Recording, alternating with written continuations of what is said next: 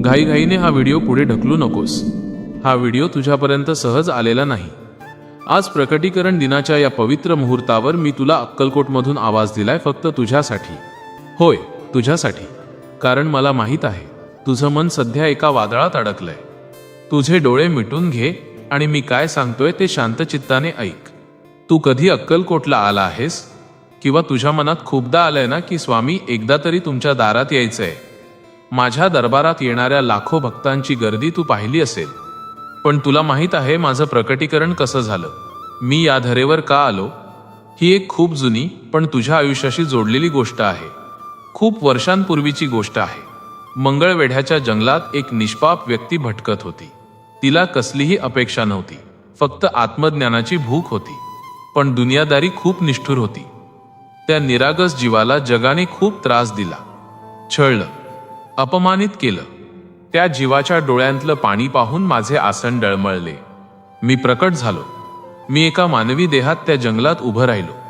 मी पाहिले माणूस रडतोय, माणूस घाबरलाय, माणूस स्वतःच्याच कर्मांच्या जाळ्यात अडकलाय.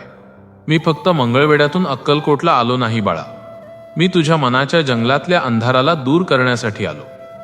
जेव्हा जेव्हा एखाद्या भक्ताचा अपमान होतो, जेव्हा जेव्हा एखाद्या निष्पाप जीवाला जगाने नाकारलं असतं, तेव्हा तेव्हा मी तिथे उभा राहतो. जसं त्या काळी मी जंगलात प्रकट होऊन त्या भक्ताचा हात धरला, तसाच हात धरण्यासाठी आज तुझ्या समोर आलोय. तू म्हणतोस ना, स्वामी माझीच परीक्षा का?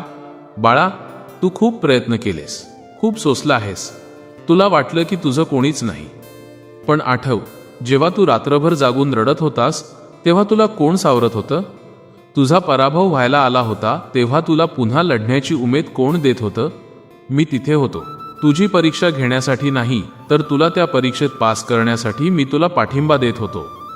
तुझ्या आयुष्यातल्या ज्या गोष्टी, जे लोक तुझ्यासाठी योग्य नव्हते, ते मी तुझ्यापासून दूर केले. कारण मला तुला काहीतरी खूप भव्य द्यायचं आहे. तू मागतोय ना मनाची शांती? तू मागतोय ना सुखी घर? तू मागतोय ना नोकरी? मी अक्कलकोटमध्ये असलो तरी तुझं घर माझं मंदिर आहे आणि तुझं हृदय माझं आसन आहे. तुझ्या श्रद्धेचं फळ मिळण्याची वेळ आता आली आहे.